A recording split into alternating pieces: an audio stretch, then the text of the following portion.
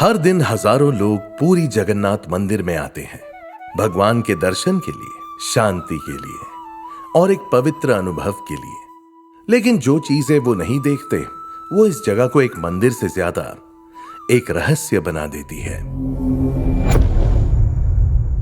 एक ऐसा मंदिर जिसका साया जमीन पर नहीं पड़ता, जहां ध्वज हमेशा हवा के ऑपोजिट डायरेक्शन में लहराता है और जहां का भोग कभी वेस्ट नहीं होता। क्या ये सब डिवाइन मिरेकल्स हैं या फिर कोई एंशिएंट साइंस जो हम समझ नहीं पाए? या हो सकता है कुछ ऐसी कॉस्मिक फोर्सेस जो मंदिर के अंदर क्वाइटली काम कर रही हैं?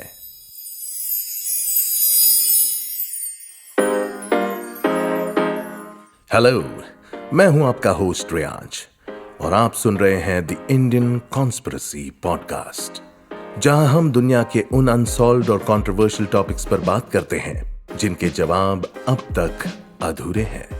आज हम बात करेंगे about the mysterious Jagannath temple. Jagannath मंदिर के बारे में जो सबसे मिस्टीरियस और लोगों को हैरान कर देने वाली बात है कि मंदिर के मुख्य गुंबद का कभी कोई साया नहीं पड़ता।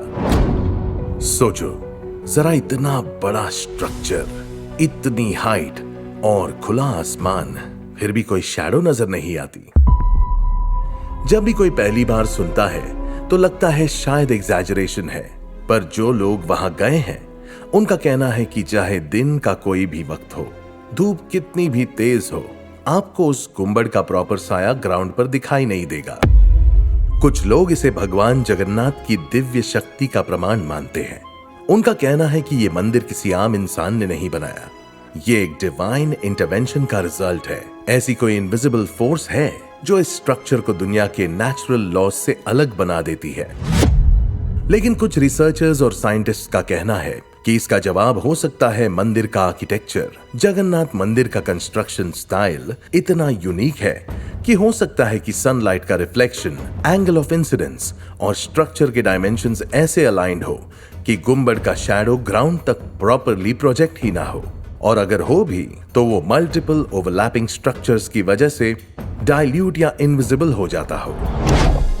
एक और इंटरेस्टिंग पॉइंट ये भी है कि ये मंदिर एक वास्तु एंड एस्ट्रोनॉमिकल मार्वल भी माना जाता है।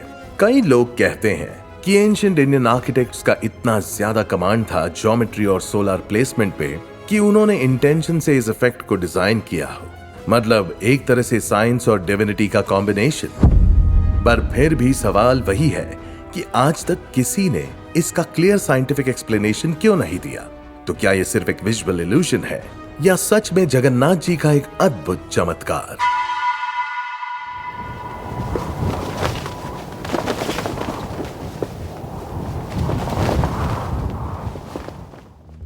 जगन्नाथ मंदिर के छत पर हर दिन एक बड़ा सा ध्वज लगाया जाता है और उसमें छुपा है एक ऐसा राज जो आज तक साइंटिस्ट को भी कंफ्यूज करता आया है। कहते हैं कि यह फ्लैग हमेशा हवा के ऑपोजिट डायरेक्शन में लहराता है। हाँ, बिल्कुल सही सुना। हवा जहां से आ रही होती है, यह ध्वज उसके उल्टे साइड में फ्लटर करता है। लॉजिक के अकॉर्डिंग कोई भी कपड़ा या फ्लैग हवा के साथ लहराता है, लेकिन यहां उसका उल्टा हो रहा है। लोकल्स और भक्त इसे जगन्नाथ भगवान की लीला मानते हैं। उनका कहना है कि यह उनकी डिवाइन प्रेजेंस का प्रूफ है, जहां प्रकृति के नियम भी उनके सामने झुक जाते हैं। लेकिन अगर साइंटिफिक नजरिए से देखें तो कुछ एक्सपर्ट्स मानते हैं कि हो सकता है ये एक ऑप्टिकल इल्यूजन हो या फिर कुछ स्पेसिफिक विंड डायनामिक्स का रिजल्ट।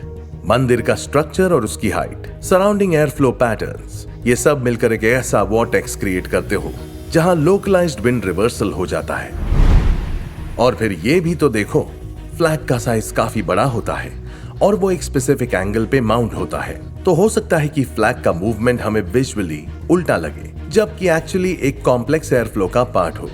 बट फिर भी कितने मंदिर, कितने फ्लैग्स देखे होंगे हमने, पर ऐसा फिनोमेनन सिर्फ यही? क्या ये कोई एंशिएंट एरोडायनामिक्स का जादू था या एक और छुपी हुई डिवाइन फोर्स?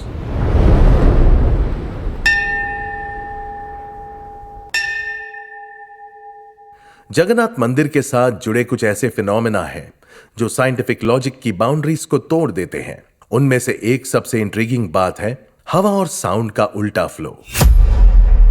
मंदिर के मेन गोपुरम यानी सेंट्रल डोम के ऊपर से अगर आप समुद्र की तरफ देखें तो आपको उसका शोर बिल्कुल सुनाई नहीं देता।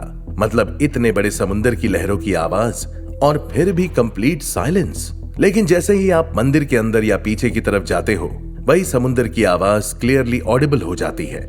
ये कैसा जोन है जहां आवाज और हवा दोनों अपना रुख बदल लेते हैं? क्या ये कोई अकूस्टिक ट्रिक है? क्या मंदिर की आर्किटेक्चर इतनी प्रिसाइज है कि उसने हवा और ध्वनि के फ्लो को मैनिपुलेट कर दिया? कुछ एक्सपर्ट्स मानते हैं कि मंदिर का डिजाइन इस तरह से बनाया गया है जिससे हवा और साउंड वेव्स नेचुरली डाइवर्ट हो जाती हैं, यानी एक रिवर्स एरोडायनामिक इफेक्ट, जहां समुद्र से आने वाली हवा रूफटॉप के पास जाके पलट जाती है और साउंड वेव्स डिस्टॉर्ट हो जाती हैं। लेकिन इतनी एक्यूरेट कैलकुलेशन बिना मॉडर्न इंस्ट्रूमेंट्स के पॉसिबल कैसे थी? 7 सदियां पहले बिना किसी कैलकुलेटर या सॉफ्टवेयर के कोई इतनी फाइन ट्यून्ड आर्किटेक्चरल सिमेट्री कैसे क्रिएट कर गया?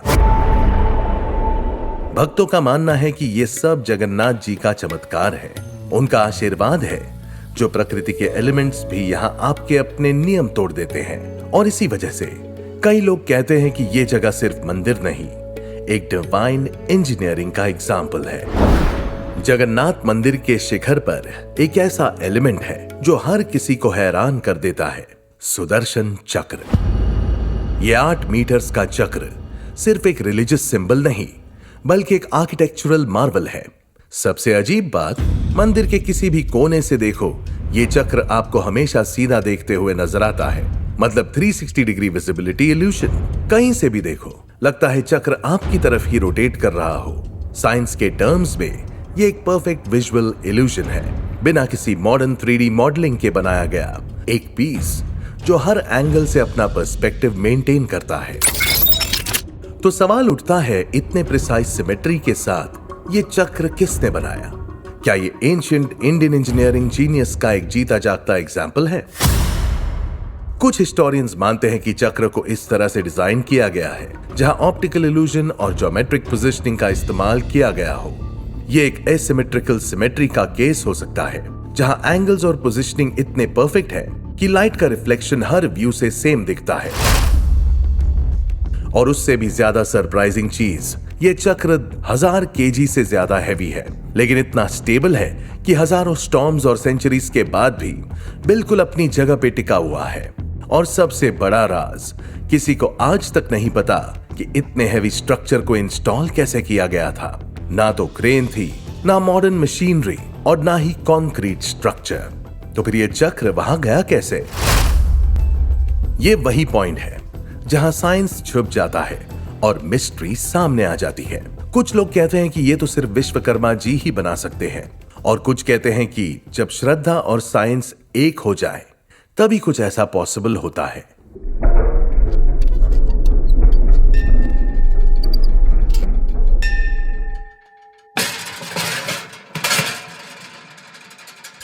जगन्नाथ मंदिर का किचन दुनिया के सबसे बड़े टेंपल किचन्स में से एक है।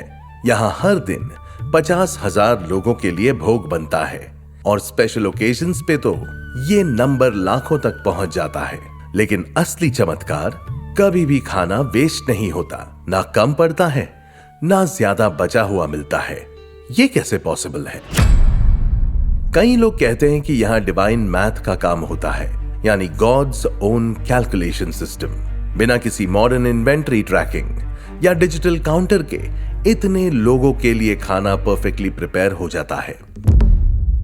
मंदिर का किचन 7 लेवल्स में डिवाइडेड है और 1000 से ज्यादा लोग किचन में काम करते हैं। बर्तन मिट्टी के होते हैं और पूरा प्रोसेस ट्रेडिशनल मेथड से होता है, बिना इलेक्ट्रिसिटी के, सिर्फ लकड़ी की आग पर। लेकिन सिस्टम इतना डिसिप्लिन्ड है कि लोगों का आने जाने का डेटा मैन्युअली भी रिकॉर्ड नहीं होता। फिर भी आज तक भी दिन में खाना ज्यादा या कम नहीं बना।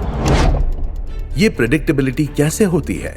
क्या किचन स्टाफ के पास कोई सीक्रेट फॉर्मूला है, या क्या ये किसी हायर एनर्जी का इन्फ्लुएंस में काम करता है?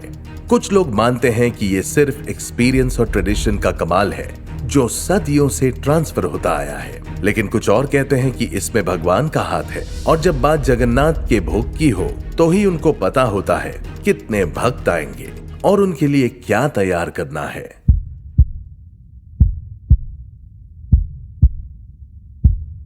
जगन्नाथ टेम्पल के 3 मुख्य देवता जगन्नाथ, बालभद्रा और सुभद्रा, इनके आइडल्स किसी साधारण पत्थर से नहीं बने हुए हैं। ये खास नीम के लकड़े से बनाए जाते हैं। लेकिन सबसे चौंकाने वाली बात, ये आइडल्स हर 12 साल में बदले जाते हैं एक सीक्रेट रिचुअल के जरिए, जिसे कहते हैं नवकलेबरा। और इस रिचुअल का सबसे मिस्टीरियस पार्ट है ब्रह्म पदार्था, यानी एक डिवाइन सब्सटेंस जो पुराने आइडल्स से निकलकर नए आइडल्स में ट्रांसफर किया जाता है बिना किसी के देखे। रात के अंधेरे में पूरे मंदिर को बंद कर दिया जाता है। सिर्फ कुछ चुने हुए सेवक ही इस प्रक्रिया का हिस्सा बन सकते हैं, और ये सेवक भी पूरी तरह ब्लाइंड फोल्डेड होते हैं। उनके हाथों में ग्लव्स होते हैं ताकि उनकी स्किन भी उस डिवाइन सब्सटेंस को डायरेक्टली टच ना कर पाए। पर ऐसा क्यों? क्योंकि लोग कहते हैं कि ये ब्रह्म पदार्थ शुद्ध ऊर्जा है, एक लिविंग एनर्जी जो किसी भी आम इंसान के टच से खत्म हो सकती है या उनको नुकसान भी पहुंचा सकती है।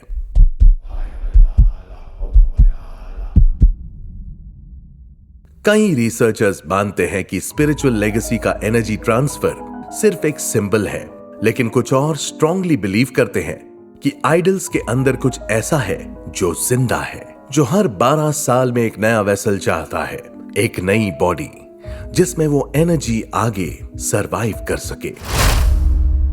और सोचने वाली बात यह है कि अगर ये सिर्फ एक स्टैच्यू है तो इतनी सीक्रेटिव प्रक्रिया क्यों? क्या ये रिचुअल सिर्फ धार्मिक भावनाओं से भरा है, या फिर ये एक ऐसे रहस्य का हिस्सा है जिसे समझना आम इंसान के बस की बात नहीं? अगर आपको ये राज का जवाब मिले तो मुझे जरूर बताना, और अगर मुझे पता चलेगा तो मैं एपिसोड लेके आऊंगा। I'll see you in the next episode.